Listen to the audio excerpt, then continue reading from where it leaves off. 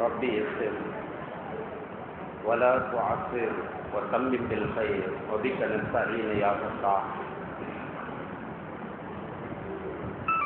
سبحانك لا علم لنا إلا ما علمتنا إنك أنت العليم الحكيم. الحمد لله نحمده ونستعينه ونستغفره ونؤمن به ونتوكل عليه ونعوذ بالله من شرور أنفسنا ومن سيئات أعمالنا. من يهده الله فلا مضل له ومن يضلله فلا هادي له.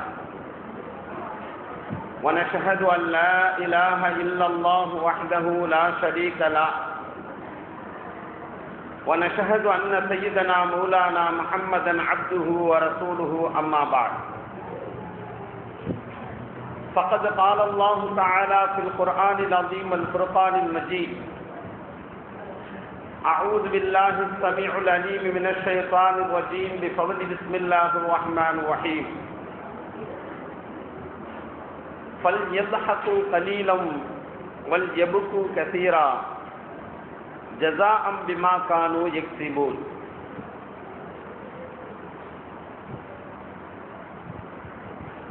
وقال الله تعالى في موضع آخر: وأنه هو أضحك وأبكى. وقال نبينا صلى الله عليه وسلم: لا تكثروا الضحك فإن كثرة الضحك تميت القلب. رواه ابن ماجه. وقال نبينا صلى الله عليه وسلم: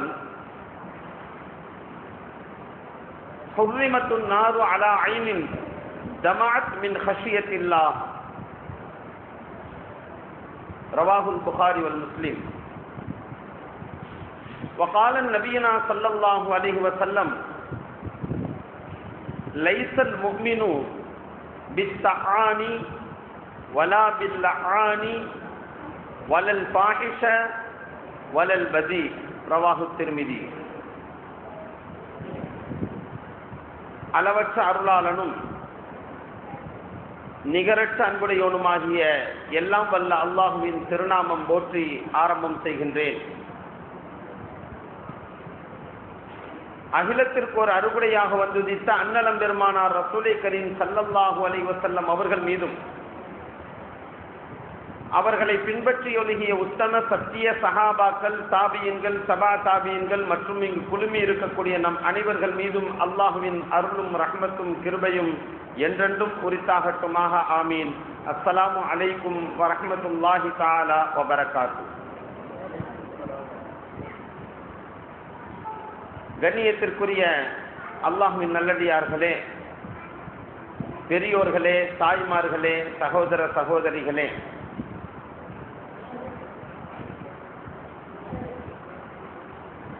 புனிதமான இந்த மாதாந்திர பயான் நிகழ்விலே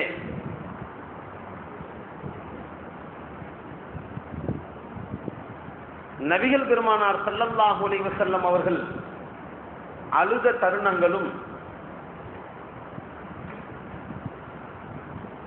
அதனால் நான் எடுத்துக்கொள்ள வேண்டிய படிப்பினைகளும் என்ற விஷயத்திலே என்ற தலைப்பின் கீழ் சில விஷயங்களை நாம் கவனிக்கவிருக்கின்றோம்.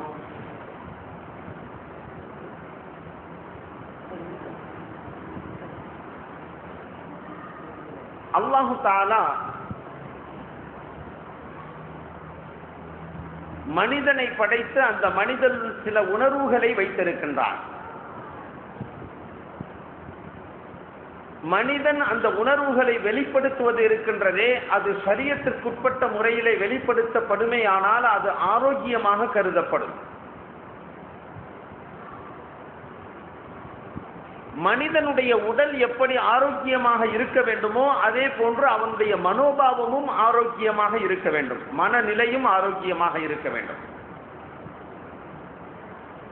உடல் ஆரோக்கியத்திற்கு அவனுடைய உறுப்புகள் அனைத்தும் தலை முதல் பாதம் வரை எல்லா உறுப்புகளையும் நாம் பராமரிக்கின்றோம். அதே போன்று மனிதனுடைய உறுப்புகளை எப்படி நாம் பராமரிக்கின்றோமோ அவனுடைய மனதையும் நாம் பராமரிக்க வேண்டும்.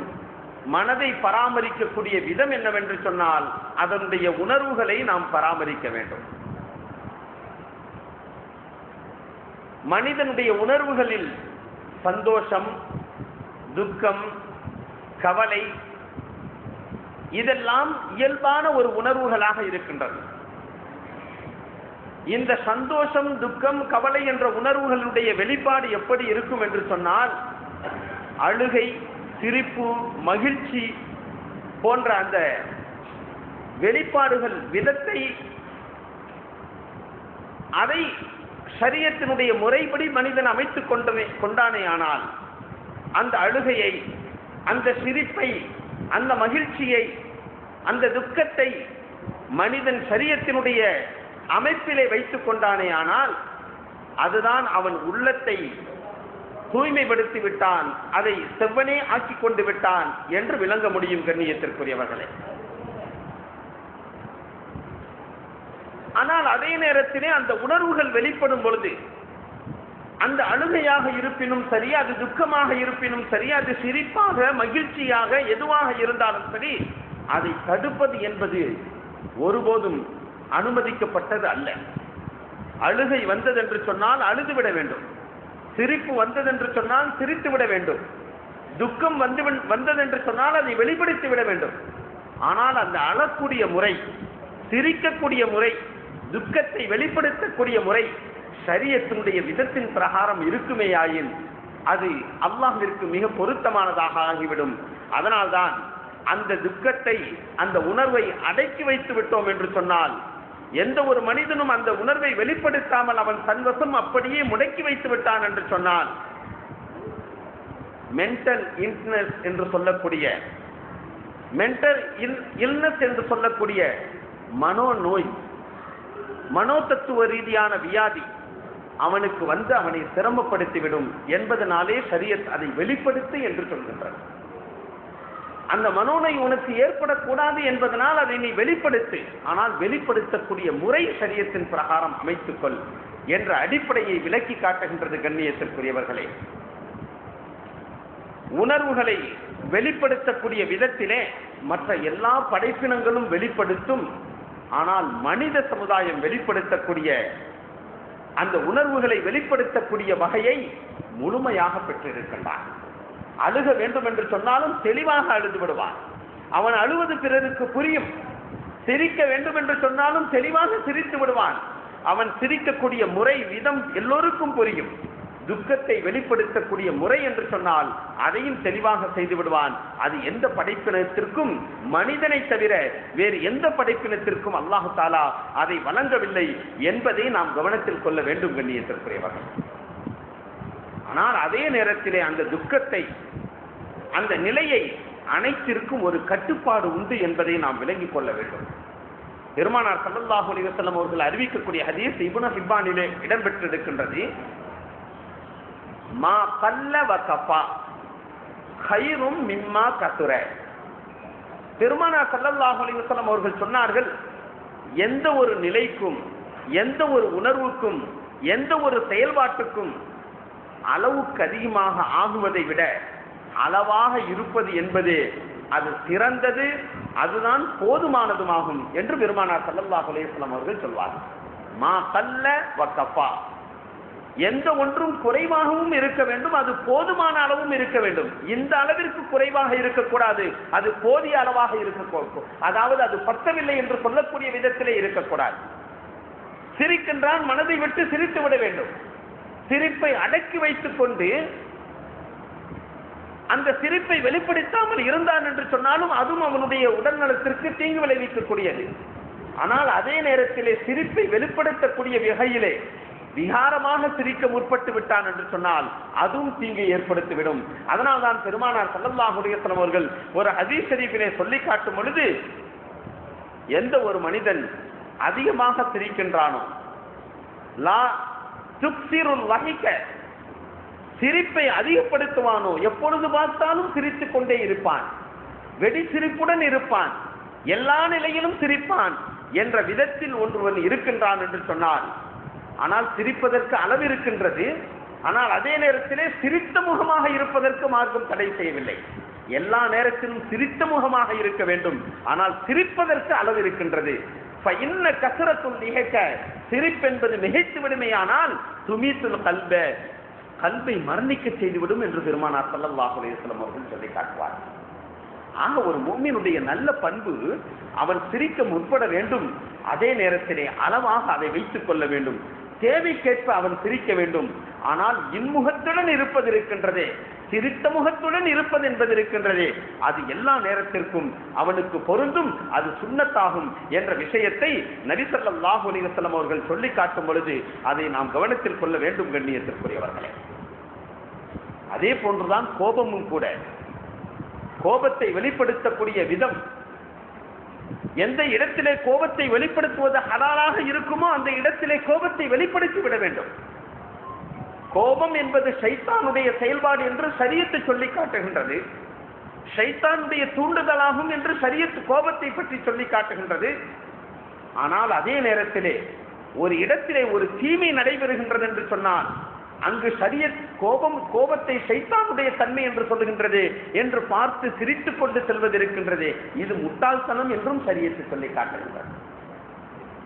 அதே போன்று அந்த தீமையை தடுப்பதற்கு சக்தி இருந்தும் அதை தடுக்காமல் கோபப்படக்கூடாது என்று சொல்லுகின்றது என்பதற்காக வேண்டி திரும்பி வந்து விடுகின்றோம் என்று சொன்னால் அதை மார்க்கம் தடுக்கின்றது கண்ணியத்திற்குரியவர்களே. நமக்கு தெரியும் ஹஜ்ரத் உமர் இப்னு கத்தாப் ரலியல்லாஹு தஆலா அவர்களுடைய தன்மையும் நம் எல்லோருக்கும் தெரியும். நாம் படித்திருக்கின்றோம், விளங்கி இருக்கின்றோம், பல விஷயங்களை நாம் அவர்களை பற்றி கேட்டு இருக்கின்றோம். அவர்களுடைய இயற்கையான சுபாவமே கோபமுடைய தன்மை. எதற்கெடுத்தாலும் கோபத்தை ஒப்படைக்கக்கூடியவர்களாக இருப்பார்கள்.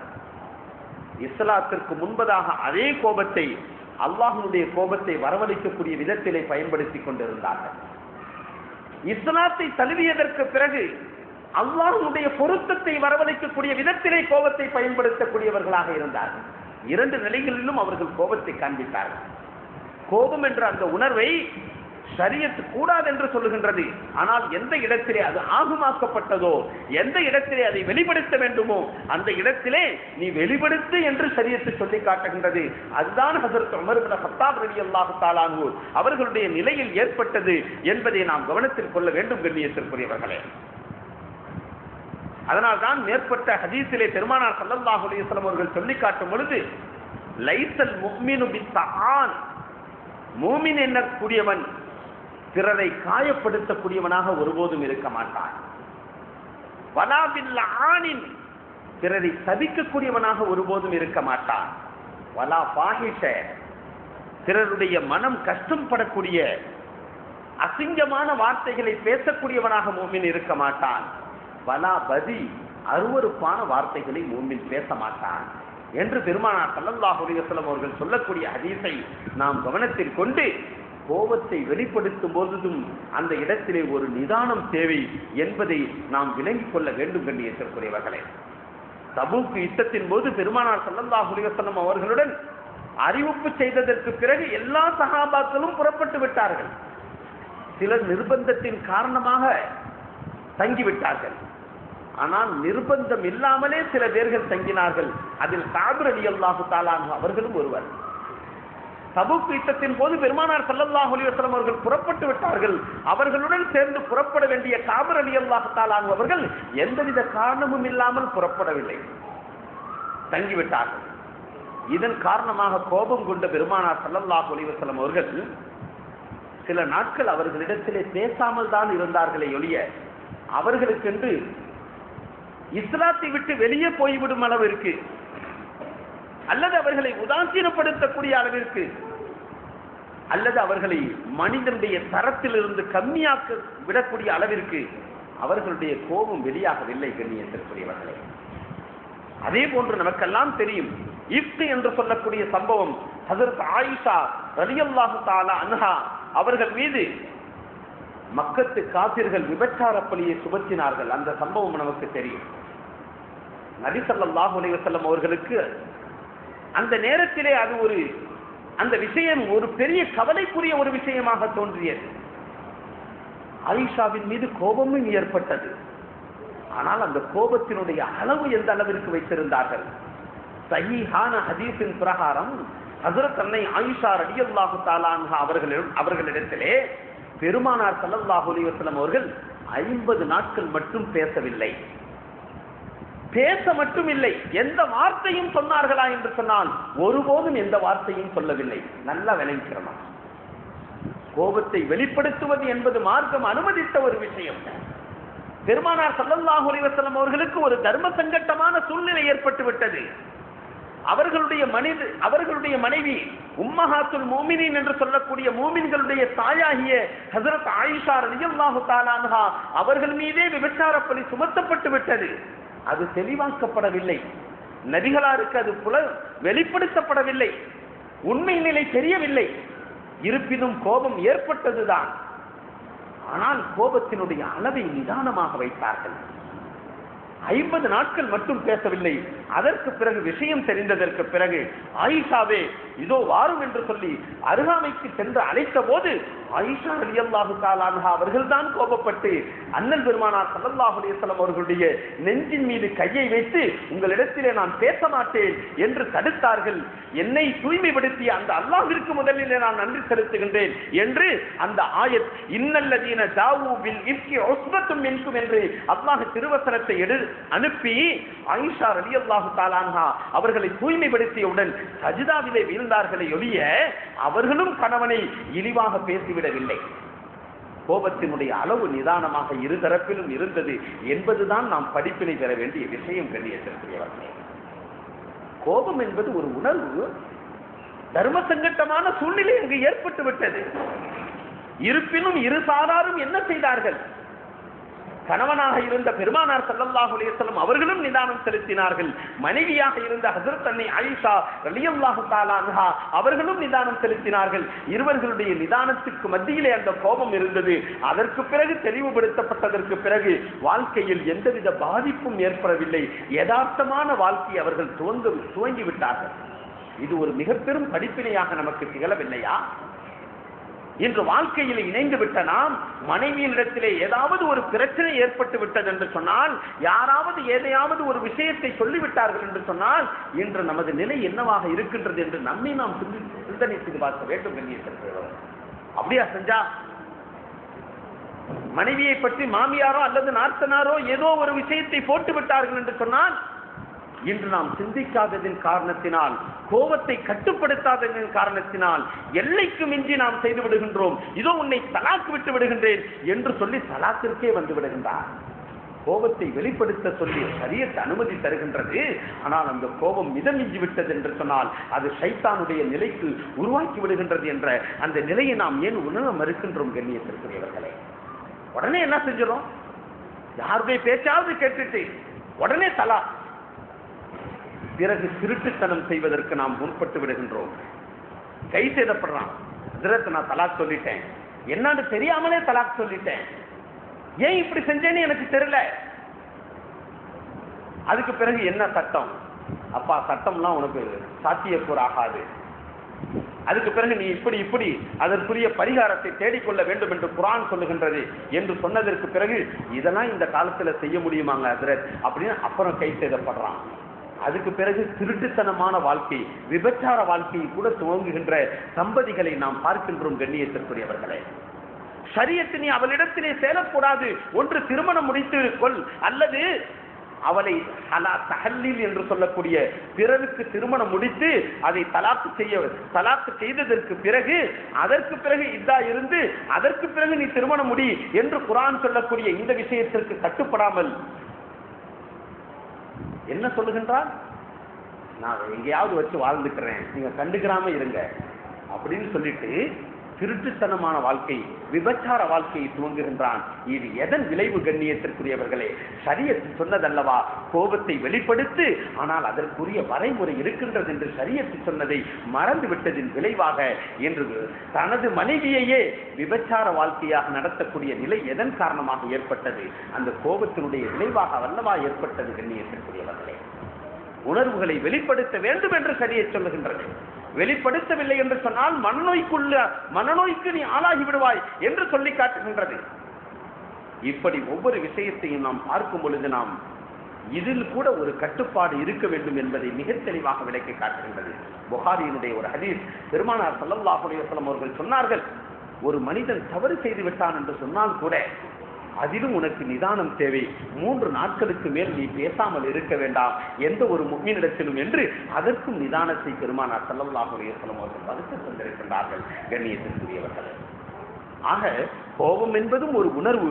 இப்படி எந்த உணர்வாக இருந்தாலும் சரி, ஆசை இச்சை என்பது மனிதனுக்கு இயல்பானதாக இருக்கின்றது, அதிலும் நிதானம் தேவை. இச்சையை மிகைப்படுத்தி விட்டான் என்று சொன்னால் பிறகு அங்கு தவறுகள் நிகழக்கூடிய சூழ்நிலை உருவாகி விடுகின்றது.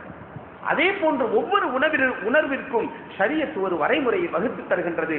அதே போன்றுதான் இங்கு அழுகைக்கும் ஷரியத் வரைமுறையை வகுத்து தருகின்றது. கண்ணியத்திற்குரியவர்களே, துக்கம் கவலை வரும் பொழுது அழுவதற்கு இஸ்லாம் அனுமதி தருகின்றது. அழுவதற்கு இஸ்லாம் தடை செய்யவில்லை. துக்கம் உங்களுக்கு ஏற்பட்டது என்று சொன்னால் நீங்கள் அழுகுங்கள் என்று சொல்கின்றது. உங்களுக்கு அழுகை வந்தது என்று சொன்னால் வெளிப்படுத்தி விட வேண்டும். அழுகையை அடக்கி வைத்துக் கொண்டு துக்கத்தை வெளிப்படுத்தி விடாமல் யாரிடத்திலும் சொல்லாமல் அவன் வைத்திருந்தான் என்று சொன்னால் அவன் அந்த நோய்க்கு உட்படுகின்றான். அந்த நோய் அவனை தாக்கி விடுகின்றது. மனோதத்துவ ரீதியான நோய் அவனை இயலாமையில் ஆக்கி விடுகின்றது, முடமாக்கி விடுகின்றது. அதன் காரணமாக அதையும் வெளிப்படுத்த வேண்டும். அதைதான் பெருமானார் ஸல்லல்லாஹு அலைஹி வஸல்லம் அவர்களுடைய வாழ்விலே எத்துணை தருணங்களில் அழுதிருக்கின்றார்கள் என்ற சில விஷயங்களை, அதிகப்படியாக எல்லாவற்றையும் எடுத்துச் சொல்ல முடியவில்லை என்று சொன்னாலும் சில தருணங்களிலே நபிகள் பெருமானார் ஸல்லல்லாஹு அலைஹி வஸல்லம் அவர்கள் அழுதிருக்கின்றார்கள். ஆனால் அந்த அழுகையை அளவாக வைத்திருக்கின்றார்கள், ஷரியத்திற்கு உட்பட்ட முறையிலே வைத்திருக்கின்றார்கள். அழ வேண்டாம் என்று மார்க்கம் தடுக்கவில்லை, தடை செய்யவில்லை. அந்த அடிப்படையை நாம் கவனத்தில் கொள்ளும் பொழுது பெருமானார் ஸல்லல்லாஹு அலைஹி வஸல்லம் அவர்களுடைய அழுகையை பற்றி நாம் கவனிப்போம். கண்ணியத்திற்குரியவர்களே, அஸ்மா பின்த் யஸீத் ரலியல்லாஹு தஆலா அன்ஹா அவர்கள் அறிவிக்கக்கூடிய ஹதீஸ் இப்னு மாஜாவிலும் தபரானியிலும் இடம்பெறுகின்றது. அதே போன்று அனஸ் ரலியல்லாஹு தஆலா அன்ஹு அவர்கள் அறிவிக்கக்கூடிய ஹதீஸ் புகாரியிலே இடம்பெறுகின்றது. 2 பேர்களும் ஒரே நிலையை தான் அறிவிக்கின்றார்கள். ஆனால் இவர்கள் அறிவிக்கக்கூடிய ஹதீஸ் இப்னு மாஜாவிலும் தபரானியிலும் இடம்பெறுகின்றது. அனஸ் ரலியல்லாஹு தஆலா அன்ஹு அவர்கள் அறிவிக்கக்கூடிய ஹதீஸ் புகாரியிலே இடம்பெறுகின்றது. இப்ராஹிம் ரலியல்லாஹு தஆலா பெருமானார் ஸல்லல்லாஹு அலைஹி வஸல்லம் அவர்களுடைய பால்குடி மகன். சக்கராத்தினுடைய சம்பவம் நமக்கெல்லாம் தெரியும். அவர்கள் தங்களுடைய தாயின் கணவரான, அதாவது பால்குடி தாயின் கணவரான இப்ராஹிம் ரலியல்லாஹு தஆலா நபி ஸல்லல்லாஹு அலைஹி வஸல்லம் அவர்களுடைய மகனாராவார்கள். அவர்களுடைய பால்குடி தாயின் கணவரான அபு யூசுப் என்று சொல்லக்கூடியவர்களுடைய வீட்டிற்கு பெருமானார் ஸல்லல்லாஹு அலைஹி வஸல்லம் அவர்களுடன் நாங்கள் சென்றோம் என்று சஹாபாக்கள் அறிவிக்கிறார்கள். அங்க போகும்போது இப்ராஹிம் ரலியல்லாஹு தஆலா அவர்களை படுக்க வைக்கப்பட்டிருக்கின்றது. அவர்கள் மிக மோசமான நிலையில், உடல்நல கோளாறு ஏற்பட்டு மிக மோசமான நிலையில் இருக்கின்றார்கள். பெருமானார் ஸல்லல்லாஹு அலைஹி வஸல்லம் அவர்கள் அப்படியே சென்று மகனை பார்த்துவிட்டு அவர்களுடைய முகத்தில் இருக்கக்கூடிய துணியை அகற்றிவிட்டு முகத்திலே முத்தமிடுகின்றார்கள், உச்சியை முகர்ந்தார்கள். பிறகு வந்துவிட்டார்கள். மீண்டும் பெருமானார் ஸல்லல்லாஹு அலைஹி வஸல்லம் அவர்களுக்கு இதே செய்தி மீண்டும் கிடைக்கின்றது. உங்களுடைய மகனார் இப்ராஹிம் ரலியல்லாஹு தஆலா அவர்கள் சக்கராத்தினுடைய நிலையில் இருக்கின்றார்கள் என்ற செய்தி வந்தவுடன் மீண்டும் பெருமானார் ஸல்லல்லாஹு அலைஹி வஸல்லம் அவர்கள் செல்கின்றார்கள். அங்கு செல்லும் பொழுது உயிர் பிரியக்கூடிய தருணம். பெருமானார் ஸல்லல்லாஹு அலைஹி வஸல்லம் அவர்கள் மகனாரை பார்க்கின்றார்கள். பார்த்த உடனே கண்ணீரிலிருந்து நீர் சொட்டுகின்றது, வடிகின்றது, அப்படியே ஓடிக்கொண்டு இருக்கின்றது. நபி ஸல்லல்லாஹு அலைஹி வஸல்லம் அவர்கள் அழுகையை அடக்கவில்லை, தண்ணீர் வலிந்து கொண்டே இருக்கின்றது. ஹஜ்ரத் அப்துர் ரஹ்மான் இப்னு அவுஃப் ரலியல்லாஹு தஆலா அன்ஹு பெருமானார் ஸல்லல்லாஹு அலைஹி வஸல்லம் அவர்களை பார்த்து கேட்கின்றார்கள், யா ரசூலல்லாஹ், தாங்களுமா அழுகின்றீர்கள் என்று கேட்கின்றார்கள். அப்பொழுது பெருமானார் ஸல்லல்லாஹு அலைஹி வஸல்லம் அவர்கள் சொன்னார்கள், இப்னு அவுஃபே, அப்துர் ரஹ்மான் இப்னு அவுஃப் ரலியல்லாஹு தஆலா அன்ஹு அவர்களை சொல்கின்றார்கள், இப்னு அவுஃபே, அழுகை என்பது அன்பின் வெளிப்பாடு. அழுகை என்பது இந்த நேரத்திலே பல காரணங்களுக்காக வேண்டி அழுகை வரலாம், ஆனந்தத்திற்காக வேண்டி வரலாம், துக்கத்திற்காக வேண்டி வரலாம். ஆனால் இந்த நேரத்திலே எனது பாசத்திற்குரிய மகன், அவன் மீது வைத்திருந்த பாசம், அன்பு, அதனுடைய வெளிப்பாடு அவனுடைய நிலையை துக்கமாக கொண்டு வந்து என்னுடைய கண்கள் கண்ணீரை சிந்துகின்றது என்று பெருமானார் ஸல்லல்லாஹு அலைஹி வஸல்லம் அவர்கள் சொல்லிவிட்டு, எனது உள்ளம் கவலையில் ஆழ்த்துகின்றது, கண்கள் கண்ணீரை சிந்துகின்றது, எனது இறைவன் பொருந்தி கொண்டதை தவிர வேறு எந்த வார்த்தையும் நாம் சொல்ல மாட்டோம் என்று தன்னுடைய நிலைக்கு விவரம் தெரிவித்தார்கள். என்ன சொன்னாங்க? அழுகுவது என்பது இயல்பான ஒன்று, அது அழுகை வருகின்றது, கண்ணீர் வடிகின்றது. ஆனால் என்னை பார்த்தீரா, ஏதாவது அல்லாஹ்விற்கு பொருத்தமில்லாத வார்த்தையை நான் சொன்னேன் என்று நீங்கள் சொல்ல முடியுமா? இல்லைதானே? அது செய்யக்கூடாது என்று பெருமானார் ஸல்லல்லாஹு அலைஹி வஸல்லம் அவர்கள் சொல்லி இப்ராஹிமே, மகனை பார்த்து சொல்கின்றார்கள், இப்ராஹிமே, உனது பிரிவால் எனது மனம் கொந்தளிக்கின்றது, எனது மனம் கவலையால் வாடுகின்றது, அதன் காரணமாக நான் அழுகின்றேன் என்று தனது மகனாரை பார்த்துவிட்டு அழுதுவிட்டு சென்று விட்டார்கள். கண்ணியத்திற்குரியவர்களே, இந்த ஹதீஸ் புகாரியிலே இடம்பெறுகின்றது என்று சொன்னால், நபி ஸல்லல்லாஹு அலைஹி வஸல்லம் அவர்கள் எவ்வளவு பெரிய துக்ககரமான ஒரு நிலையிலும் ஒரு நிதானத்தை வகுத்து தந்திருக்கின்றார்கள் என்பது நமக்கு ஒரு சுன்னத்தான முறை என்பதை நாம் தெளிவாக விளங்கிக் கொள்ளலாம். அவற்றை போய் நம்ம எதுவும் சொல்ல முடியாது. என்னங்க மகன் இறந்து போனது போய் அழுவுறீங்க, மார்க்கம் தடை செஞ்சிருக்க அப்படின்லாம் சொல்றக்கூடாது. இது இயல்பான நிலை, மார்க்கம் அனுமதிக்கின்றது. அழுகை வந்தது என்று சொன்னால் அதை வெளிப்படுத்த சொல்லி சொல்கின்றது. ஆனால் நபிகளார் தன்னிலை விளக்கத்தில் என்ன சொல்கின்றார்கள்? அல்லாஹ்விற்கு பொருத்தமான எந்த ஒரு வார்த்தையும் நான் உச்சரிக்கவில்லையே என்பதை நாம் ஒரு சுன்னத்தான முறையாக எடுத்துக்கொள்ள வேண்டும். கண்ணியத்திற்குரியவர்களே, நபிகளாருடைய அழுகையினால் எடுக்கக்கூடிய படிப்பினை இதுதான். எத்துணை சம்பவங்களை நாம் குர்ஆனிலும் ஹதீஸிலும் எடுத்து பார்க்கலாம். பெருமானார் ஸல்லல்லாஹு அலைஹி வஸல்லம் அவர்களுடைய சம்பவங்களை விளக்கக்கூடிய எத்தனையோ ஆயத்தினுடைய சபபே நுசூல் என்று சொல்லக்கூடிய சம்பவத்தை, குர்ஆனுடைய வசனம் இறங்க வேண்டிய சூழ்நிலையை வகுக்கக்கூடிய சம்பவத்தை நாம் பார்க்கும் பொழுது நபி ஸல்லல்லாஹு அலைஹி வஸல்லம் அவர்கள் அழுதிருக்கின்றார்கள். ஆனால் அத்துணை அழுகையின் போதும் பொறுமை காத்து அழுதிருக்கின்றார்கள், புலம்பல் இல்லாமல் அழுதிருக்கின்றார்கள். அத்தோடு மட்டுமல்லாமல் ஒவ்வொரு அழுகையின் போதும் நபி ஸல்லல்லாஹு அலைஹி வஸல்லம் அவர்கள் துஆ செய்தே இருக்கின்றார்கள் என்பதை நாம் ஒரு பெரிய ஒரு முன்மாதிரியாக எடுத்துக்கொள்ள வேண்டும். கண்ணியத்திற்குரியவர்கள், இதை விட ஒரு பெரிய துக்கம் இருக்க முடியாது. நான் பெற்றெடுத்த மகன் இறந்து போய் வஃபாத்தாக போய் முன்னிலையில் இருக்கின்றான் என்று சொன்னால் எந்த ஒரு மனதும் கலங்காத மனது இருக்காது, அது இயல்புதான். ஆனால் அதே நேரத்திலே ஷரியத் சொல்லக்கூடிய விதம் என்னவென்று சொன்னால், அதற்காக வேண்டி நீ புலம்பி விடாது. அல்லாஹ் இன்று நாம் செய்கின்றோமே, உனக்கு கண்ணு இருக்கா? அல்லாஹ் என்னையே தான் நீ பாத்தியா? என் குடும்பத்துல தான் இந்த முசீபத்தை உடனும் நீ நினைச்சுட்டு இருக்கியா? ஒரே ஒரு புள்ள நான் பெத்தெடுத்து நான் வளர்த்து கொண்டு இருக்கின்றேனே, இந்த புள்ளைய போய் நீ எடுத்துக்கிட்டியே, எனக்கு வேற எதையும் எடுத்தா கூட பரவாயில்ல, என் கடை வியாபாரம் போச்சுன்னா கூட நான் கவலைப்படல. அப்பயும் அதுதான் புலம்புவாரு. அந்த நேரத்திலும் அதே புலம்பல் தான் இருக்கும். இது இறைவனுடைய நாட்டத்தினால் ஏற்பட்ட ஒரு சூழ்நிலை என்பதை மட்டும் நாம் விளங்கிக் கொண்டு வார்த்தையால் எதையும் பேசிவிடாமல் இருக்கக்கூடிய கண்மணிகளுக்கு, இருக்கக்கூடிய பெண்மணிகளுக்கு பெருமானார் ஸல்லல்லாஹு அலைஹி வஸல்லம் அவர்கள் தரக்கூடிய சுவன செய்தி என்ன தெரியுமா? தங்களுடைய பிள்ளைகளுடைய வஃபாத்தின் போது எந்த பெற்றோர் பொறுமை காத்திருப்பார்களோ, புலம்பாமல் இருப்பார்களோ, அல்லாஹ்வே நீ நாடிவிட்டாய், அது நடந்துதான் தீரும், என்னால் ஒன்றும் செய்ய முடியாது என்று தங்களை அடக்கிக் கொள்வார்களோ அவர்களுக்கு அல்லாஹ் சுவனத்தை வாஜிபாக ஆக்குகின்றான் என்ற தெளிவான ஹதீஸ் புகாரியிலும் பதிவாகி இருக்கின்றான். பெருமானார் ஸல்லல்லாஹு அலைஹி வஸல்லம் அவர்கள் இன்னொரு ஹதீஸிலே மிக விரிவாக அறிவிக்கின்றார்கள். அந்த குழந்தையை பார்த்து நீ சுவனத்திற்கு செல் என்று சொல்லி அந்த குழந்தைக்கு அல்லாஹ் தஆலா மறுமை நாளிலே சொல்லுவானாம்.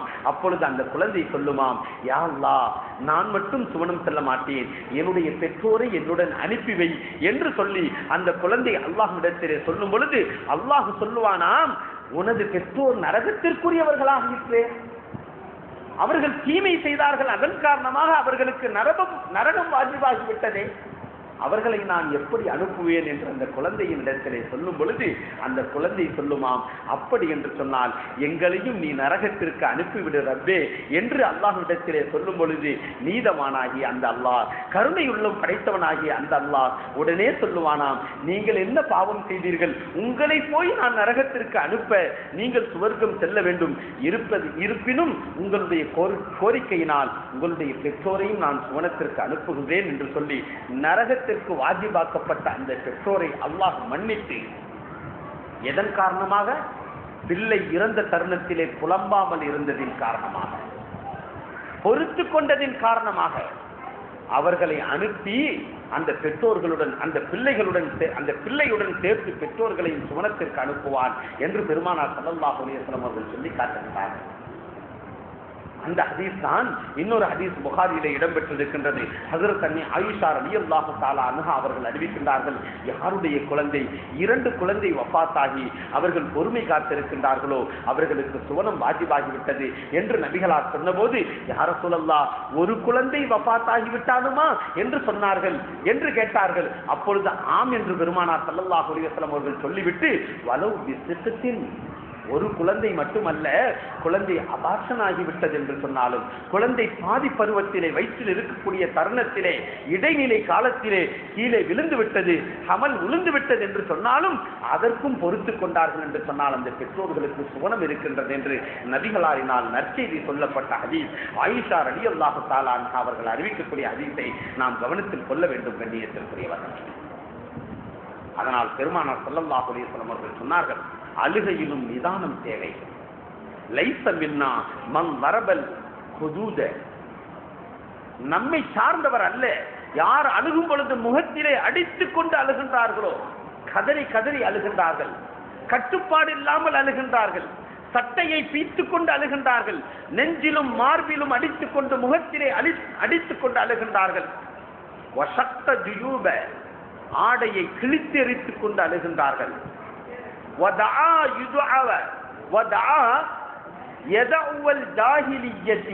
ஜாஹிலியான வார்த்தைகள், மடமைத்தனமான வார்த்தைகளை குழம்பிக் கொண்டு அழுகின்றார்களோ, முகத்தில் அடித்துக் கொண்டு ஆடையை பீத்துக் கொண்டு தேவையில்லாத வார்த்தைகளை கொண்டு புலம்பிக் கொண்டு யார் அழுகின்றார்களோ, லைஸ மின்னா, அவர்கள் என்னை சார்ந்தவர்கள் அல்ல, நம்மை சார்ந்தவர்கள் அல்ல என்று பெருமானார் ஸல்லல்லாஹு அலைஹி வஸல்லம் அவர்கள் சொல்லக்கூடிய ஹதீஸ் புகாரியிலே இடம்பெறுகின்றது என்று சொன்னால், கண்ணியத்திற்குரியவர்களே, நாம் விளங்கிக் கொள்ள வேண்டும், அழுகையிலும் நிதானம் தேவை என்பதை நாம் விளங்கிக் கொள்ள வேண்டும். கோபத்தையும் வெளிப்படுத்தலாம், அழுகையையும் வெளிப்படுத்தலாம், ஆனால் எல்லாவற்றிலும் நிதானம் தேவை என்பதை நாம் விளங்கிக் கொள்ள வேண்டும் கண்ணியத்திற்குரியவர்களே. அதே போன்று மற்றொரு ஹதீஸ் இடம்பெறுகின்றது. முஸ்னத் அபி ஷைபா என்று சொல்லக்கூடிய கிரந்தத்திலே இடம்பெற வைக்கின்றார்கள். என்ன ஹஜ்ரத், நாங்க புகாரி முஸ்லிம் தான் கேள்விப்பட்டிருக்கோம், முஸ்னத் அபி ஷைபாவா என்று ஒரு சந்தேகம் எழலாம். இருக்கக்கூடிய நிறைய ஹதீஸ் முஸ்னத் அபி ஷைபாவில் இருக்கு, சஹீஹான ஹதீஸ்கள் அதிகமாக இருக்கின்றது. ஆனா அந்த ஹதீஸுடைய தொகுப்புகள் வராததின் காரணத்தினால், அதனுடைய தொகுப்பு வெளியே வரல, அதனுடைய தவிலாக்கம் வெளியே வரல, அப்படிங்கிறதுனால நமக்கு தெரியல. ஆனால் அந்த ஹதீஸ்ல நிறைய சஹீஹான ஹதீஸ் இடம்பெற்று இருக்கின்றது கண்ணியத்திற்குரியவர்களே. முஸ்னத் அபி ஷைபா என்று சொல்லக்கூடிய ஹதீஸ் கிரந்தம், அதிலே இடம்பெற்றிருக்கக்கூடிய ஒரு ஹதீஸ், பெருமானார் ஸல்லல்லாஹு அலைஹி வஸல்லம் அவர்கள் மக்காவிலிருந்து மதீனாவிலிருந்து மக்காவுக்கு வந்து கொண்டிருக்கிறார். அப்பொழுது ஒரு இடத்தில் இருந்து நின்று கொண்டு கடுமையாக அழுகின்றார்.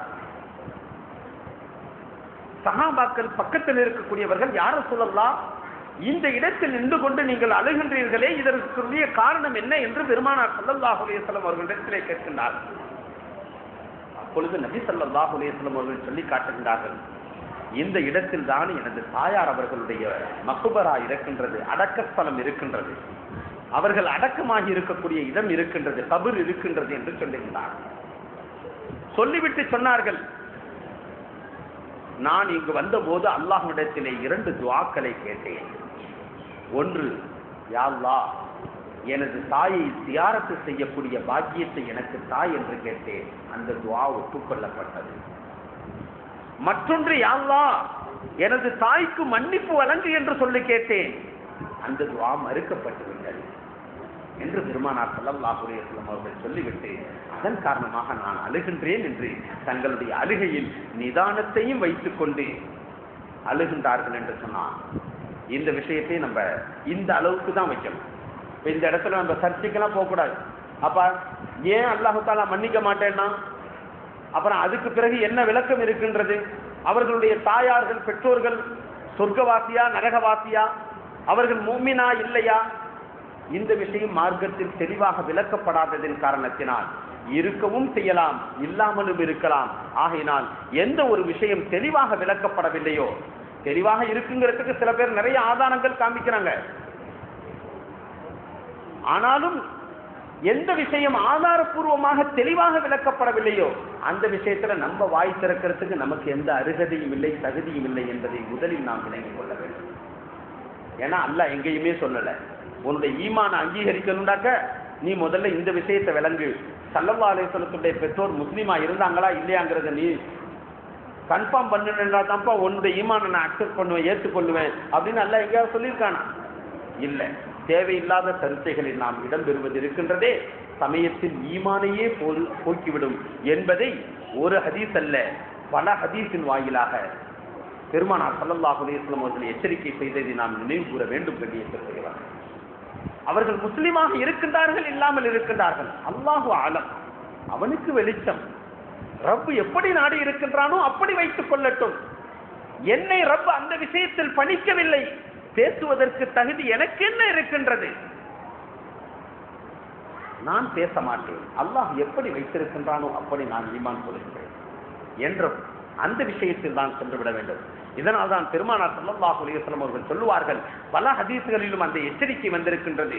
தேவையான சர்ச்சையில் நீங்கள் ஈடுபட்டு உங்களுடைய ஈமானை நீங்கள் போக்கிக் கொள்ளாதீர்கள் என்றும் எச்சரிக்கை செய்திருக்கின்றார்கள். அதே போன்று சொன்னார்கள், தேவையான சர்ச்சையில் ஈடுபட்டு முன்னோர்கள் அழித்தது போனது போன்று நீங்களும் உங்களை அழித்துக் கொள்ளாதீர்கள் என்றும் பல ஹதீஸிலே எச்சரிக்கை செய்திருக்கின்றார்கள். தேவையான சர்ச்சையில் ஈடுபட்டாக்க முன்னோர்கள் அழிந்ததற்குரிய காரணமே அதுதான் என்பதை பெருமானார் ஸல்லல்லாஹு அலைஹி வஸல்லம் அவர்கள் சொல்லி காட்டுகிறார்கள். அதனால் தான் ஒரு வசனம் இருக்கின்றது, சலாமுன் அலைக்கும் லா நபுத்தஹில் ஜாஹிலி. அல்லாஹ் ஒரு வசனத்திலே சொல்லி காட்டுவார், மார்க்கம் புரியாதவர்கள், மார்க்கம் விளங்காதவர்கள், அவர்கள் தங்களுடைய விளக்கத்திற்காக வேண்டி உங்களிடத்தில் வந்து பேசுகின்றார்கள் என்று சொன்னால் விளக்கத்தை கொடுங்கள். ஆனால் விவாதம் என்ற அடிப்படையிலே அவர்கள் உங்களிடத்திலே வந்தார்கள். அவர்கள் மார்க்கம் அறியாதவர்களாக இருந்து கொண்டு வருகின்றார்கள். மார்க்கம் அறிஞ்சவங்களா இருந்து வர்றாங்கன்னாக்கா அது வேற விஷயம். ஒண்ணுமே தெரியாது, அல்ஹம்துக்கு அடுத்து உள்ள சூரா எப்படி ஓத வேண்டும் என்பது தெரியாது, அத்தஹியாத்து ஓதக்கூடிய விதம் தெரியாது, குனூத் தெரியாது, எதுவும் தெரியாது. இரண்டு ஒரு கிதாபுகளை பார்த்துவிட்டு, ஹஜ்ரத் உங்களிடத்துல நான் வாதம் பண்ண வர்றேன், இந்த விஷயத்துல நீங்க என்ன கருத்து வச்சிருக்கீங்க அப்படின்னு சொல்லக்கூடிய தகுதி யாருக்கும் இல்லப்பா, யாருக்கும் தரல. விளங்கி இருந்தீங்க, விளக்கத்திற்காக வேண்டி வருகின்றீர்கள் என்று சொன்னால் நீங்கள் வருவதும் உங்கள் மீது கடமை, சொல்வதும் அறிந்திருப்பவர்கள் மீது கட்டாய கடமை. மறைத்தார்கள் என்றாலும் அவர்கள் கடும் குற்றத்திற்கு ஆளாகி விடுவார்கள் என்பதில் எந்தவித சந்தேகமும் இல்லை. மறைத்தார்கள் என்றாலும் அவர்கள் கடும் குற்றத்திற்கு ஆளாகுவார்கள் என்றும் அங்கு எச்சரிக்கை செய்யப்படுகின்றது. ஆனால் விவாத அடிப்படையிலே புரியாமல் வந்து பேசக்கூடியவர்களுக்கு குர்ஆன் பதில் அளிக்கின்றது, சலாமுன் அலைக்கும். அப்படிப்பட்டவன் நீ வருகின்றாய் என்று சொன்னால் போப்பா, சலாம் சலாம் போயிட்டே இரு, நீ ஏன்ட்டெல்லாம் வராத அப்படின்னு நீ சொல்லிடு அப்படின்னே குர்ஆன் தெளிவாக விளக்கி காட்டக்கூடிய விஷயத்தை நாம் விளங்கிக் கொள்ள வேண்டும். கண்ணியத்திற்குரியவர்களே, சலாமுன் அலைக்கும் லா நபுத்தஹில். ஆகினால இந்த ஹதீஸ் வந்ததுனால இந்த விஷயத்தை சொன்னேன். பெருமானார் ஸல்லல்லாஹு அலைஹி வஸல்லம் அவர்களுடைய பெற்றோர் எப்படி இருப்பார்களோ அல்லாஹ்வுடைய நாட்டத்தின் பிரகாரம் அப்படியே இருக்கட்டும். நபிகளாரை பொருந்தி கொண்ட அல்லாஹ் அவர்களுடைய பெற்றோரை பொருந்தி கொள்வதற்கு என்ன தூரமாகிவிட்டது? என்ன அல்லாஹ்வுடைய ஹஸானாவில் குறைந்து போய்விட்டது? அல்லாஹ் மறுத்துவிடக்கூடியவனாகவும் இருக்கின்றானா? அவன் நாடினான் என்று சொன்னாலும் ஏற்றுக்கொள்ளலாம் அல்லவா? அதை பற்றி பேசி நாம் ஏன் பாவியாக ஆக வேண்டும்? கண்ணியத்திற்குரியவர்களே, ஏன்னா இன்னைக்கு இந்த விஷயத்தை சாதாரணமா இதே போன்று எத்துணை நிறைய விஷயம் இருக்குது நம்ம சமுதாயத்துல. எவ்வளவோ அறிஞ்சு கொள்ளக்கூடிய விஷயம் இருக்குது. ஹஜ்ரத் எப்படி அல்ஹம்து ஓதணும், எப்படி தொழுகையினுடைய துணை சூரா ஓதணும், அத்தஹியாத் எப்படி ஓதணும், ருக்கு எப்படி செய்யணும், சஜ்தா எப்படி செய்யணும், எப்படி தொழுவணும், இப்படின்ற அத்தியாவசியமான எத்தனையோ விஷயங்கள் இருக்கும் பொழுது தேவையில்லாத விஷயத்தை எடுத்துக்கிட்டு அங்கேருந்து வருவாரு. ரொம்ப தூரமா பயணம் செஞ்சு வந்திருக்கேன், அதுல உங்கள்கிட்ட ஒரு விஷயம் ரொம்ப நாளா கேட்கணும்னு நினைச்சிருக்கேன், என்னாண்டு பக்கத்துல போய் உட்கார்ந்து காது தாழ்த்தி என்னாண்டு கேட்டாக்க அவருக்கும் பிரயோஜனம் இருக்காது, நமக்கும் பிரயோஜனம் இருக்காது. இப்படிப்பட்ட விஷயத்தில் தலையிடுவதற்கு மார்க்கம் அனுமதி தரவில்லை. ஆகையினால் இந்த தருணத்திலே நாம் விளங்கிக் கொள்ள வேண்டும். பெருமானார் ஸல்லல்லாஹு அலைஹி வஸல்லம் அவர்கள் அப்படி தனது தாயினுடைய நிலையை அறிந்ததற்கு பிறகும் அழுதார்களை ஒழிய புலம்பவில்லை. அல்லாஹ்வே எந்த ஒரு தீய வார்த்தையும் சொல்லவில்லை. தனது மகனாருடைய மரணத்திலும் அழுதார்களை ஒழிய புலம்பவில்லை. இதுதான் நபிகளாருடைய அழுகையினால் நாம் பெறக்கூடிய படிப்பினை என்பதை நாம் விளங்கிக் கொள்ள வேண்டும். பத்ருடைய போர் ஆயத்தமாகிக் கொண்டிருக்கின்றது. இரவு நேரத்திலே பெருமானார் ஸல்லல்லாஹு அலைஹி வஸல்லம் அவர்கள் பத்ருடைய இடத்திலே தங்க வைக்கப்பட்டிருக்கின்றார்கள். சஹாபாக்களுடன் 313 பேர்கள் தங்கி இருக்கின்றார்கள். நபி ஸல்லல்லாஹு அலைஹி வஸல்லம் அவர்கள் துஆ செய்து கடுமையான அழுகையாக அழுகின்றார்கள். எந்த அளவிற்கு என்று சொன்னால் முஸ்லிம் ஷரீஃபிலே வருகின்றது, இப்னு மாஜாவிலே வருகின்றது. நபிகளாருடைய வார்த்தை, அல்லாஹும்ம யா அல்லாஹ் இன் துஹ்லிக ஹாதிஹில் இஸாபா, இந்த கூட்டத்தை நீ அழித்து விட்டாய் என்று சொன்னால், மின் அஹ்லில் இஸ்லாமி, ஈமான் கொண்டிருக்கக்கூடிய இந்த மக்களை, சொற்ப தொகையினராக இருக்கக்கூடிய இந்த மக்களை நீ அழித்து விட்டாய் என்று சொன்னால், லா தஅபுது ஃபில் அர்தி, இந்த பூமியிலே உன்னை வணங்கக்கூடியவர்கள் யாரும் இருக்க மாட்டார்கள் அல்லாஹ். அதுக்கு பிறகு அல்லாஹ்வுக்கு தெரியும் அது இருக்கிறாங்களோ இல்லையா அப்படிங்கிற விஷயம். ஆனால் நபிகளார் அழுத வார்த்தை ஹதீஸ் ஷரீஃபிலே இடம்பெற்றிருக்கின்றது. சொன்ன வார்த்தை தெளிவாகவே இடம்பெற்றிருக்கின்றது. இந்த தர்ம சங்கட்டமான சூழ்நிலை இருந்துச்சுனாக்க இந்த வார்த்தை வெளியாகும். அப்படிப்பட்ட ஒரு இக்கட்டான சூழ்நிலையிலும் கூட பெருமானார் ஸல்லல்லாஹு அலைஹி வஸல்லம் அவர்கள் அழுகின்றார்கள். பக்கத்துல எல்லாம் தூங்கிட்டு தான் இருக்கிறாங்க. அப்ப அழுகையினுடைய நிலை எப்படி இருக்கும்? ஒப்பாரி வச்சு அழுதிருப்பாங்க.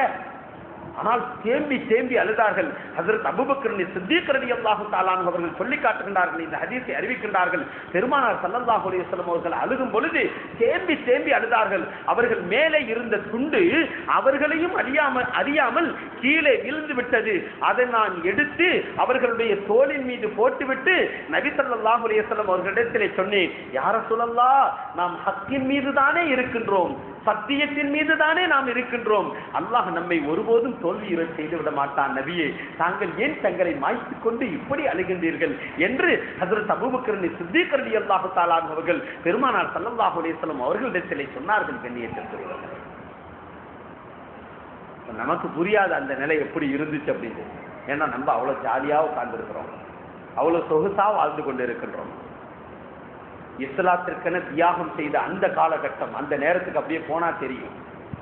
உண்பதற்கு ஒன்றுமில்லை. 313 பேர்கள் இருக்கும் பொழுது வாகனம் போதிய அளவிற்கு இல்லை. 4-5 பேர்கள் சேர்ந்து பிரயாணம் செய்யக்கூடிய அளவு. அதே போன்று சிலர் நடந்தே வந்தார்கள். சிலருக்கு உருக்கு சட்டை இல்லை. போரிடுவதற்கு வாள் கூட இல்லாத நிலை, ஆயுதம் கூட இல்லாத நிலை. அப்ப எவ்வளவு தர்ம சங்கட்டமான சூழ்நிலையில இருந்திருந்தாங்க அப்படின்னு சொன்னாக்க, அந்த நிலையை கருத்தில் கொண்டு பெருமானார் ஸல்லல்லாஹு அலைஹி வஸல்லம் அவர்கள் சொன்னார்கள், அல்லாஹும்ம இன் துஹ்லிக ஹாதிஹில் இஸாபத்தி மின் அஹ்லில் இஸ்லாம், இஸ்லாத்தை ஏற்றுக்கொண்ட இந்த மக்களை நீ அழித்து விட்டாய் என்று சொன்னால், லா துஅபது ஃபில் அர்தி, பூமியில் வணங்குவதற்கு யாரும் இருக்க மாட்டார்கள் அல்லாஹ் என்ற வார்த்தையை நபிகளார் சொல்லி இருப்பார்கள். கண்ணியத்திற்குரியவர்களே, அப்பொழுதும் கூட நிதானத்தை பெருமானார் ஸல்லல்லாஹு அலைஹி வஸல்லம் அவர்கள் கடைபிடித்தார்கள். அதே போன்ற ஹஜ்ரத் பெருமானார் ஸல்லல்லாஹு அலைஹி வஸல்லம் அவர்கள் தங்களுக்கு அன்பான தோழர், நெருக்கமான தோழர் ஹஜ்ரத் ஸஅத் ரலியல்லாஹு தஆலா அவர்களுடைய மரதுல் மௌத் என்று சொல்லக்கூடிய மரண தருவாயில் சில சஹாபாக்களுடன் அவர்களை சென்று சந்திப்பதற்காக வேண்டி வீட்டிலே அவர்களுடைய வீட்டிற்கு செல்கிறார்கள். அங்கே சக்கராத்தினுடைய நிலையிலே ஹஜ்ரத் ஸஅத் ரலியல்லாஹு தஆலா அவர்கள் படுத்திருக்கின்றார்கள். நபி ஸல்லல்லாஹு அலைஹி வஸல்லம் அவர்கள் உள்ளே சென்றவர்கள் குடும்பத்தாரிடத்திலே கேட்கின்றார்கள், ஸஅத் எப்படி இருக்கின்றார்கள், ஸஅத் எப்படி இருக்கின்றார்கள் என்று பெருமானார் ஸல்லல்லாஹு அலைஹி வஸல்லம் அவர்கள் கேட்டபோது அவர்களுடைய குடும்பத்தார்கள், ஸஅதா ரொம்ப மோசமா இருக்கிறாங்க, அவங்களுடைய நிலைமை கடு மோசமாக ஆகிவிட்டது என்று சொன்னார்கள். உடனே பெருமானார் ஸல்லல்லாஹு அலைஹி வஸல்லம் அவர்கள், என்னுடைய தோழருடைய நிலை இவ்வளவு பரிதாபமான நிலையாக இருக்கின்றதே என்று ஆள ஆரம்பித்து விட்டார்கள். நபி ஸல்லல்லாஹு அலைஹி வஸல்லம் அவங்க மரண தருவாயில் இருக்கக்கூடிய ஸஅதை பார்த்து, மர்துல் மௌத்திலே கஷ்டப்பட்டு கொண்டிருக்கக்கூடிய சாதிர் ரலியல்லாஹு தஆலா அவர்களை பார்த்து நபி ஸல்லல்லாஹு அலைஹி வஸல்லம் அவர்கள் அழ ஆரம்பித்து விட்டார்கள். சஹாபாக்கள் கேட்கிறார்கள், யா ரசூலல்லாஹ், மரண தருவாய் என்பது எல்லோருக்கும் உள்ளதுதானே, ஏன் தாங்கள் அழுகின்றீர்கள் என்று கேட்டபோது அப்பொழுதும் நபி ஸல்லல்லாஹு அலைஹி வஸல்லம் அவர்கள் தனது மகனார் இப்ராஹிம் ரலியல்லாஹு தஆலா அவர்களுக்கு எந்த வார்த்தையை சொன்னார்களோ அதே வார்த்தையை சொன்னார்கள். துக்கத்தினால் எனது கண்கள் கண்ணீரை வடிக்கின்றது, உள்ளம் கவலை கொள்கின்றது, இருப்பினும் குஃப்ரான வார்த்தையை நான் ஒருபோதும் உச்சரிக்கவில்லை, அதை நாங்கள் கூறவும் மாட்டோம் என்று பெருமானார் ஸல்லல்லாஹு அலைஹி வஸல்லம் அவர்கள் சொன்ன ஹதீஸ் புகாரியிலும் இப்னு மாஜாவிலும் இடம்பெறுகின்றது. கண்ணியத்திற்குரியவர்களே, அந்த நேரத்தில் கூட ஒப்பாரி வைக்கக்கூடாது என்பதற்குரிய உதாரணத்தை நாம் ஹதீஸ் ஷரீஃபிலிருந்து பெற்றுக்கொள்ளலாம். அழுகை என்பது உணர்வு. அந்த உணர்வை அடக்குவதற்கு மார்க்கம் கட்டுப்பாடு விதிக்கவில்லை. ஆனால் அந்த உணர்வை வெளிப்படுத்துவதற்கு மார்க்கம் தடை செய்யவில்லை. வெளிப்படுத்த வேண்டும், அதில் வரம்பு மீறி விடக்கூடாது, அதன் காரணமாக புலம்பல் ஏற்பட்டு விடக்கூடாது என்பதற்காக வேண்டிதான் இத்துணை ஹதீசுகளை நாம் பார்க்கின்றோம். கண்ணியத்திற்குரியவர்களே, இத்துணை தருணங்களிலும் பெருமானார் ஸல்லல்லாஹு அலைஹி வஸல்லம் அவர்கள் அழுதிருக்கின்றார்கள். ஆனால் எத்துணை தருணங்களில் கவலைகளினால் அழுதிருக்கின்றார்களோ அத்துணை தருணங்களிலும் புலம்பாமலும் குஃப்ரான வார்த்தைகளை சொல்லாமலும் தேவையில்லாத செயல்பாட்டில் இறங்காமலும் நெஞ்சில் அடித்துக்கொண்டு மாறில் அடித்துக்கொண்டு கிழித்துக்கொண்டு சஹாபாக்களோ நபிகள் பெருமானார் ஸல்லல்லாஹு அலைஹி வஸல்லம் அவர்களோ செய்யவில்லை, மாறாக துஆ தான் செய்திருக்கின்றார்கள் ஒவ்வொரு தருணத்திலும் என்பதை நாம் விளங்கிக் கொள்ள வேண்டும். கண்ணியத்திற்குரியவர்களே, மார்க்கம் அதைத்தான் சொல்லுகின்றது. நீங்கள் உணர்வுகளை வெளிப்படுத்துங்கள், ஆனால் அதிலே நிதானம் இருக்க வேண்டும் என்று சொல்லுகின்றார். அதே போன்று ஆனந்த கண்ணீரும் பெருமானார் ஸல்லல்லாஹு அலைஹி வஸல்லம் அவர்கள் இருக்கிறார். கவலையினால் துக்கத்தினால் எந்த கண்ணீரை பெருமானார் ஸல்லல்லாஹு அலைஹி வஸல்லம் அவர்கள் சிந்தினார்களோ அதே போன்று ஆனந்த கண்ணீரையும் பெருமானார் ஸல்லல்லாஹு அலைஹி வஸல்லம் அவர்கள் சொரிந்திருக்கின்றார்கள் என்பதற்கு பல்வேறுபட்ட ஹதீசுகள் இருக்கின்றது. ஒரு தடவை பெருமானார் ஸல்லல்லாஹு அலைஹி வஸல்லம் அவர்கள் சஹாபாக்களுடன் அமர்ந்திருந்த போது ஒரு பெண்மணி அவர்கள் வருகின்றார்கள். பெருமானார் ஸல்லல்லாஹு அலைஹி வஸல்லம் அவர்கள் அந்த பெண்ணை பார்த்த உடனே அழுகின்றார்கள். அந்த பெண்ணை பார்த்த உடனே பெருமானார் ஸல்லல்லாஹு அலைஹி வஸல்லம் அவர்கள் அழுகின்றார்கள். அவர்களை வரவேற்று அவர்களுக்கு தங்களுடைய மேலில் கிடந்த துண்டை எடுத்து விரித்து இதிலே அமருங்கள் என்று சொல்லி கண்ணீரை விட்டு அழுது அதற்கு பிறகு அவர்களை உபசரித்து அவர்களுக்கு சில பொருட்களையும் கொடுத்து அனுப்பி அவர்களை வைக்கின்றார்கள். அப்பொழுது சஹாபாக்கள் கேட்கின்றார்கள், யார சொல்லலாம், இந்த பெண்ணை பார்த்து விட்டதற்கு பிறகு இவ்வளவு மரியாதையும் செலுத்தினீர்கள், ஆனால் அதே நேரத்தில் உங்களுடைய கண்களிலிருந்து கண்ணீர் சொரிந்து கொண்டே இருந்ததே என்று கேட்டபோது, யார் இவர் என்று கேட்டபோது பெருமானார் ஸல்லல்லாஹு அலைஹி வஸல்லம் அவர்கள் சொன்னார்கள், எனக்கு பாலூட்டிய தாய் ஹலீமத்து சாதியா ரலியல்லாஹு தஆலா அன்ஹா அவர்கள் இருக்கின்றார்களே, அவர்களுடைய மகளார் ஆவார்கள் இவர்கள் என்னை சந்திக்க வந்தபோது எனது தாயினுடைய ஞாபகம் எனக்கு வந்துவிட்டது. எனது தாய் எனக்கு பாலூட்டியதின் காரணமாக அவர்களுடைய இஹ்சானாத் என்று சொல்லக்கூடிய அவர்களுடைய கிருபை எண்ணின் மீது செலுத்தப்பட்ட அந்த நிலை எனக்கு ஞாபகம் வந்துவிட்டது என்பதை விளங்கி நான் அழுதேன். அந்த தருணம் எனக்கு ஞாபகம் வந்துவிட்டது. அதன் காரணமாக அவர்களை கண்ணியப்படுத்தும் பொருட்டு இவர்கள் எனக்கு சகோதரி என்ற அடிப்படையிலே அந்த உணர்வாகப்பட்டது என்னை அழத்தூண்டி விட்டது என்று பெருமானார் ஸல்லல்லாஹு அலைஹி வஸல்லம் அவர்கள் நீண்ட நாட்களுக்கு பிறகு அவர்களை சந்தித்த சந்திப்பில் ஆனந்த கண்ணீர் விடுகின்றேன் என்று சொன்னார்கள் என்பதை நாம் பார்க்க முடிகின்றது. கண்ணியத்திற்குரியவர்களே, ஆனந்த கண்ணீர் விடுவதற்கும் அனுமதி இருக்கின்றது. அது இயல்பாக வரக்கூடியதையும் அடக்கி வைப்பதற்கு அனுமதி இல்லை. இன்னொரு ஹதீஸிலே, இது முஸ்னத் அப்துல் ரஸாக்கிலே இடம்பெறக்கூடிய ஹதீஸ். இன்னொரு ஹதீஸிலே அதே பெண்மணி அவர்கள் ஒருவரிடத்திலே அடிமையாக மாட்டிக்கொண்டு பெருமானார் ஸல்லல்லாஹு அலைஹி வஸல்லம் அவர்களிடத்தே வருகின்றார். ஒரு போர்ல மாட்டிக்கிறாங்க, அந்த போர்ல அடிமையாக கொண்டு வரப்படுகின்றார்கள். அப்பொழுது இவர்கள் உரிமை வேண்டும் என்று பெருமானார் ஸல்லல்லாஹு அலைஹி வஸல்லம் அவர்களிடத்திலே வந்து நிற்கிறாங்க. யார சொல்லலாம், எனக்கு உரிமை வேணும், நான் அடிமையா மாட்டிக்கிட்டேன், என்னை போருக்காக வேண்டி வந்த மக்களை கைதியாக ஆக்கிக்கொண்டு எங்களை பெண்களை அடிமையாக ஆக்கி வைத்து விட்டார்கள் என்று சொன்ன போது நபி ஸல்லல்லாஹு அலைஹி வஸல்லம் அவர்கள் அவர்கள் யார் என்று தெரிந்ததற்கு பிறகு அவர்களை உரிமை விட்டு விட்டார்கள். அத்தோடு மட்டுமல்லாமல் சஹாபாக்களுடைய அனுமதியின் பேரில் அந்த போரில் குதிக்கப்பட்ட 600 பேர்களையும் பெருமானார் ஸல்லல்லாஹு அலைஹி வஸல்லம் அவர்கள் அந்த ஆனந்த கலைப்பினால், என்னுடைய சகோதரியை நான் பார்த்து விட்டேனே என்ற ஆனந்தத்தினால் பெருமானார் ஸல்லல்லாஹு அலைஹி வஸல்லம் அவர்கள் உரிமை விட்டார்கள் என்ற ஹதீஸும் இடம்பெற்றிருக்கின்றது என்பதை நாம் விளங்கிக் கொள்ள வேண்டும் கண்ணியத்திற்குரியவர்களே. அதே போன்று முஸஅப் இப்னு உமைர் ரலியல்லாஹு தஆலா அவர்களை பற்றி சிந்தனை செய்யாமல் நாம் இருக்க முடியாது. பெருமானார் ஸல்லல்லாஹு அலைஹி வஸல்லம் அவர்களுக்குரிய உற்ற தோழர், சஹாபி, ஒரு பெரிய சஹாபி. ஸல்லல்லாஹு அலைஹி வஸல்லம் அவர்களுடைய காலத்திலே, நபி ஸல்லல்லாஹு அலைஹி வஸல்லம் அவர்கள் நுபுவத்தை எடுத்து வந்த அந்த காலத்திலே முதலாக தாவா என்று சொல்லக்கூடிய தூய்மையான பணியை, இஸ்லாத்தில் மக்களை அழைக்கக்கூடிய அந்த உயர்தனமான அந்த பணியை பெருமானார் ஸல்லல்லாஹு அலைஹி வஸல்லம் அவர்கள் மதீனாவிற்கு செல்வதற்கு முன்பே முஸஅப் இப்னு உமைர் ரலியல்லாஹு தஆலா அவர்களை அனுப்பி அந்த வேலையை செய்ய சொன்னார்.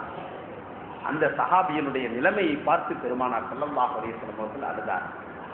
என்னவென்று சொன்னால், அவர்கள் பெரிய உயர் குலத்தை சார்ந்த அவர்களுடைய உடம்பிலே இருக்கக்கூடிய ஆடையை பல தீனார்களுக்கு, பல லட்சம் தீனார்களுக்கு உரியதாக இருக்கும். அவர்கள் அணியக்கூடிய, அவர்கள் போடக்கூடிய அந்த அத்தரை பார்த்து மக்கள் சொல்வார்கள், இது முஸாபு செல்லக்கூடிய இந்த தருணமாக இருக்கின்றதே என்று வாசனையை பார்த்து சொல்லக்கூடிய நிலைக்கு அவர்கள் இருந்தார்கள். அவர்கள் அணியக்கூடிய காலணி எல்லாம் விலை உயர்ந்ததாக இருந்தது. அந்த அளவிற்கு அவர்கள் பெரிய உயர்தரமான வாழ்க்கையை மேற்கொண்ட அவர்கள் தூய இஸ்லாத்தை ஏற்றுக்கொண்டதின் காரணமாக அல்லாஹ் தஆலா அவர்களை சோதித்தான். யாரை அல்லாஹ் தஆலா அதிகமாக நேசிக்கின்றானோ அவர்களை சோதிப்பதில் அல்லாஹ் தஆலா பின்வாங்க மாட்டார். காரணம், அவர்களை அதிகமாக நேசிக்க வேண்டும் என்பதற்காக வேண்டி, அவர்களும் தன்னை நேசிக்க வேண்டும் என்பதற்காக வேண்டி. அதனால்தான் பெருமானார் ஸல்லல்லாஹு அலைஹி வஸல்லம் அவர்கள் சொல்வார்கள், எல்லோரையும் விட அதிகமாக துன்பப்பட்டவன் நானாகத்தான் இருப்பேன். எல்லா நபிமார்களில் விட அதிகமாக சிரமம் எனக்கு தான் அல்லாஹ் தஆலா தந்திருக்கின்றான். நான் தான் அதிகமான துன்பத்தை மேற்கொண்டிருக்கின்றேன் என்று பெருமானார் ஸல்லல்லாஹு அலைஹி வஸல்லம் அவர்கள் சொல்லி இருக்கிறார்கள். ஹஜ்ரத் இப்ராஹிம் அலைஹி ஸலாத்து வஸ்ஸலாம் அவர்கள் அல்லாஹ்வினுடைய கலீல் என்று சொல்லக்கூடியவர்கள். ஒரு சோதனை இன்னைக்கு நம்மள செஞ்சாக்க 10 சோதனைக்கு மேல் அல்லாஹ் தஆலா செய்து அவர்களை கலீலாக ஆக்கி கொண்டார். ஆனால் அந்த சோதனையை போன்று, அதுவாகவே அல்ல, அதை போன்று ஒரு சோதனையை இன்னைக்கு நம்மளிடத்துல அல்லாஹ் தஆலா டெஸ்ட் பண்ணா கூட இஸ்லாத்தை விட்டு வெளியேறிவிடக்கூடிய அபாயம் இருக்கும் கண்ணியத்திற்குரியவர்களே. நமது ஈமானிய நிலை அது. ஆனால் ஹஜ்ரத் இப்ராஹிம் அலைஹிஸ்ஸலாத்து வஸ்ஸலாம் அவர்களை சோதித்ததை அல்லாஹ் தஆலா குர்ஆனிலே பல்வேறுபட்ட இடங்களிலே சொல்லி காட்டுகின்றார். யார் அவர்கள்? பெருமானார் ஸல்லல்லாஹு அலைஹி வஸல்லம் அவர்கள் ஹபீப் என்று சொல்லக்கூடிய முஹப்பத்தான நேசராக இருந்தார்கள் என்று சொன்னால், அவர்கள் கலீல் என்று சொல்லக்கூடிய தோழராக இருக்கின்றார்கள். அல்லாஹ் ஹஜ்ரத் இப்ராஹிம் அலைஹிஸ்ஸலாத்து வஸ்ஸலாம் அவர்களை சொல்லும் பொழுது எனது கலீல் என்று சொல்லுகின்றார், நேசர் என்று சொல்லுகின்றார், எனது தோழர் என்று சொல்லுகின்றார். அந்த அளவிற்கு நெருக்கமானவர்களை எந்த அளவிற்கு சோதனை செய்திருப்பான்? ஒரு சோதனையை கூட கற்பனை செஞ்சு பார்க்க முடியாது. பாலைவனத்துல கொண்டு போய் விடுங்க அப்படின்னு சொன்னாக்க, இன்னைக்கு மார்க்கத்தினுடைய விஷயத்திற்காக வேண்டி ஒரு சின்ன விஷயத்தை நம்ம எடுத்துக்கொள்றதுக்கு, ஒரு கஷ்டத்தை எடுத்துக்கொள்றதுக்கு நம்ம கொஞ்சம் கூட அந்த கஷ்டத்தை சுயிப்பதற்கு கற்பனை கூட செய்து பார்க்க மாட்டேங்கிறோம். உதாரணத்துக்கு ஒரு சட்டம் இருக்கின்றது, அதை அமல் செய்வதற்கு ஏதாவது ஒரு சிரமம் ஏற்படுகின்றது, வெளிரங்கத்திலோ உள்ரங்கத்திலோ என்று சொன்னால், இந்த சிரமத்தினால நான் இந்த சட்டத்தையே விட்டுறேன் அப்படின்னு சொல்லிட்டு விட்டுறோம். அல்லது ஒரு மார்க்க விஷயம் இருக்கின்றது, அதை கேட்டு தெரிந்து கொள்ள வேண்டும் என்பதற்காக வேண்டி அறிந்தவர்களை அணுக வேண்டுமே, அதற்குரிய நேரத்தை ஒதுக்கணும், அதற்குரிய பிரயாணப்படணும், அதற்குரிய தேவைகளை மேற்கொள்ளணும். அப்படிங்கிறதுக்காக வேண்டி இன்னும் தெரியாமலே இத்தனை விஷயங்களை நம்ம விட்டுறோம். மார்க்க விஷயம் ஒண்ணும் இல்லைங்க. நம்ம குழந்தைகளை படிக்க வைக்கக்கூடிய விஷயத்தை எடுத்துக்கங்க. என் புள்ள படிச்சுக்கிட்டு இருக்கிறான், பெரிய படிப்பு, அதனால குர்ஆன் ஓதுறதுக்கு நேரமே இல்லை உஸ்தாத், எப்படி நான் அனுப்புவேன்? மார்க்கம் தடை செய்யவில்லை பெரிய படிப்பு படிக்க வைப்பதற்கு, உயர்ந்த கல்வியை கொடுப்பதற்கு மார்க்கம் தடை செய்யவில்லை. ஆனால் அதே நேரத்திலே குர்ஆனை நீ கற்கவில்லை என்று சொன்னால் நீ ஒரு முஃமினே இல்லை, மூமினுடைய தகுதியை குறைத்து விடுகின்றாய் அல்லது இல்லாமல் ஆக்கி விடுகின்றாய் என்று எச்சரிக்கை செய்யக்கூடியதை நினைத்து பார்க்கக்கூடாது என்று மார்க்கம் சொல்லி காட்டுகின்றது. இல்ல உஸ்தாத், ஹோம் ஒர்க் எல்லாம் அவ்வளவு இருக்குது அவனுக்கு, அதுக்குன்னு ஒரு டைமே அவன் கொடுக்க முடியல என்று சொல்லக்கூடிய இந்த நிலையை நாம் பார்க்கும் பொழுது அல்லாஹ்வுடைய தீனுக்காக வேண்டி எதை வேண்டுமானாலும் நான் செய்வேன் என்ற அடிப்படையிலே துணிந்த இப்ராஹிம் அலைஹிஸ்ஸலாத்து வஸ்ஸலாம் அவர்கள் தான் அழைத்து வரும் பொழுது கூட எதற்காக வேண்டு என்று தெரியவில்லை. பச்சிலம் குழந்தையாகிய இஸ்மாயில் அலைஹிஸ்ஸலாத்து வஸ்ஸலாம் அவர்களையும் தனது மனைவியையும் அழைத்து வருகின்றார்கள். எந்த இடத்தில் அல்லாஹ் இரு என்று சொல்வான் என்பது கூட தெரியவில்லை, அழைத்து வருகின்றார்கள். பொட்டலான இடம், வனாந்தரமான இடம், மனிதன் உயிர் ஜீவி இருப்பதற்குரிய ஒரு சாத்தியக்கூறே இல்லாத ஒரு இடம். அல்லாஹ் சோதனை செய்கின்றான். இங்கேதான் உங்களுடைய மகளையும் உங்களுடைய பிள்ளையையும் மகனையும் உங்களுடைய மனைவியும் விட்டுட்டு போகணும் அப்படின்னு சொல்லி. இன்னைக்கு நம்ம எந்த அளவுக்கு நம்மளுடைய ஈமான் இருக்குது அந்த அளவுக்குலாம் அல்லாஹ் நம்மளை சோதிக்கல. ஒரு சின்ன விஷயத்திற்காக வேண்டி, மார்க்கத்தினுடைய கல்விக்காக வேண்டி, மார்க்கத்தை தெரிந்து கொள்ள வேண்டும் என்பதற்காக வேண்டி, அல்லது ஷரியத்தை பின்பற்ற வேண்டும் என்பதற்காக வேண்டி, ஷரியத்தினுடைய சட்டத்தை பேண வேண்டும் என்பதற்காக வேண்டி சில சலுகைகளை விட்டுவிட வேண்டும் என்று, சில சுகபோகங்களை குறைத்துக் கொள்ள வேண்டும் என்று சொல்லும் பொழுது நமக்கு பெரிய கோபமும் வருகின்றது, ஆத்திரமும் வருகின்றது. இந்த சட்டத்தை பேண்டறதுக்காக வேண்டி நான் இதை எப்படி விட முடியும் அப்படின்னே நம்ம மார்க்கத்தினுடைய சட்டத்தின் மீதே நமது கருத்தை திணிக்க முற்படக்கூடிய இந்த காலகட்டத்திலே நாம் அதை கற்பனை கூட செய்து பார்க்க முடியாது. கண்ணியத்திற்குரியவர்களே, விட்டார்கள். அல்லாஹ்வுடைய ஆணை இதுவாகவே இருக்கும் என்று சொன்னால் நான் சற்றும் சிந்தித்து பார்க்க மாட்டேன். மனைவிக்கு கூட பதில் கொடுக்க மனைவிக்கு கூட பதில் கொடுக்கவில்லை. எங்கே விட்டு செல்கின்றீர்கள், ஏன் விட்டு செல்கின்றீர்கள்? பதில் தரவில்லை. அல்லாஹ்வுடைய கட்டளையா என்று மனைவியாக பார்த்து கேட்டபோது ஆம் என்றுதான் சொன்னார்களே ஒழிய, அல்லாஹ் சொன்னதினால் நான் விட்டு செல்கின்றேன் என்று கூட தங்களுடைய நாவினால் வெளிப்படுத்தவில்லை என்று சொன்னால் அந்த ஈமானிய உச்சக்கட்ட நிலை எப்படி இருக்கும் என்பதை நாம் சிந்தனைத்து பார்க்க வேண்டும். இதுதான் அவர்கள் தியாகம் செய்தது. இந்த அடிப்படையிலே நாம் பார்க்கும் பொழுது முஸஅப் இப்னு உமைர் ரலியல்லாஹு தஆலா அவர்கள் மார்க்கத்திற்காக வேண்டி அவர்கள் தியாகம் செய்தார்கள். அவ்வளவு பெரிய பணக்காரர், செல்வ சீமான், செல்வ சருக்கிலே வாழ்ந்தவர்கள். தங்களுடைய பெற்றோர்களிடத்திலே வந்தார்கள். நான் முஹம்மதை கொண்டு ஈமான் கொண்டேன் ஸல்லல்லாஹு அலைஹி வஸல்லம், அவர்கள் கொண்டு வந்த தீனை நான் ஏற்றுக்கொண்டேன் என்று சொன்ன உடனே பாசமாக வளர்த்த பிள்ளையை கூட எதிரியாக பார்க்க முற்பட்ட போது என்னுடைய வீட்டை விட்டு வெளியே செல் என்றும் சொன்னார்கள். வர்றதுக்கு தயங்கல, வெளியே புறப்பட்டாங்க. இன்னும் கல்நெஞ்சக்காரர்களாக அவர்களுடைய பெற்றோர்கள் இருந்தபோது சொன்னார்கள், நான் சம்பாதித்து கொடுத்த ஆடையை அணிந்து கொண்டா வெளியே செல்கின்றாய், அதையும் அவிழ்த்து வைத்து விட்டு செல் என்று சொன்ன போது உடம்பிலே ஒரு சிறிய துண்டு துணியை தவிர வேறு எதுவும் இல்லாமல், ஒன்றுமே இல்லாமல் அத்துணை சுகபோகங்களையும்